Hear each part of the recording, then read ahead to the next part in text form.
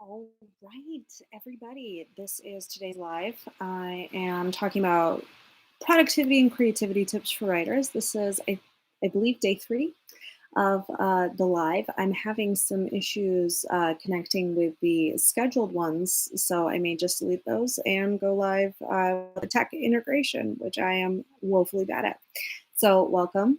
Um, let's do a quick tip today because if you're anything like me, you have other people in the house right now all of a sudden, and you may be wondering how to either get away from them or rope them into your creative endeavors. And yesterday I was talking about my tip was to use a journal.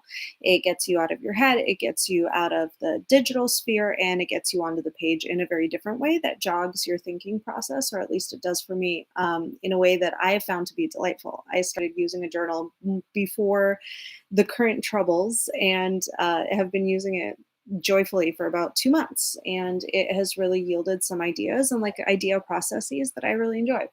So, one of the things that I said yesterday was I give this to writers. I'm an editor, I give advice to writers for a living. And a lot of the time, the advice is, it's kind of put in the good idea bucket, but not the action bucket. And I don't say that because I take it personally or anything like that. But one piece of advice that I mentioned yesterday that I want to focus on in today's video is this idea of getting. So, the advice yesterday was if you're just stuck with your manuscript and you're maybe getting some feedback about voice, right? You hear that maybe your voice isn't going off without a hitch or it's not coming across kind of on the page as it is in your head. One of the pieces of advice I give for voice all the time is to read your work aloud. And I would say probably for every 100 times that I've given this advice, there's one person that actually does it, that sits down, takes their manuscript. I'm looking for a piece of paper. Takes their manuscript and actually starts reading it aloud. This is one of the most powerful things that you can do in your manuscript for voice. Um, but people just don't do it. They're like, no, it's okay. I know what it's meant to sound like, and so they just they think it, they don't actually read it. Now the problem is, of course, whenever we put a piece of our own writing through our instrument, our brain instrument, um, we sort of tend to read things in the way that we intended them rather in the way that they appear. And for my picture book writers especially, and for my anybody who struggles with voice on the novel front, anything else, I recommend taking your piece of writing and not only reading it out loud, but now because of the outbreak and the social isolation and social distancing that we're all doing, you have other people in the house, I would imagine. Ask them to read your writing back to you. This is, oh, sorry about the Slack notification. This is a very powerful tool that you can use, which allows you to sort of hear your writing from somebody else. When you read your own writing aloud, you're always going to read it with sort of the tone that you intended, the inflections that you intended, all of that stuff. And you are less likely to find any kind of clunkiness to the writing, any kind of issue, any kind of voice fluctuation that you may be looking for. By asking somebody else to read your piece of writing back to you, they are not going to know how you intended it, and they are going to stumble over things. They are going to trip over your words. They are going to sort of fall into little potholes in your sentences. And it's very uncomfortable and it makes you feel very vulnerable. And it's also really, really so in picture books, especially, your picture book is going to be read out loud when it's published, right?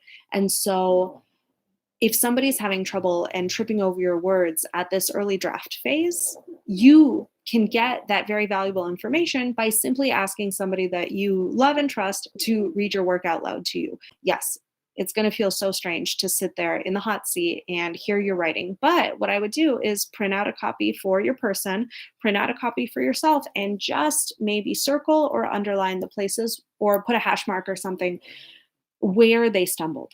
And when you go back to revise, you can see, okay, this sentence is a little bit weird. Let me play with it. Maybe read that sentence back aloud to yourself to try and figure out what made that person stumble. Now, sometimes people just stumble because, we don't all read out loud every day.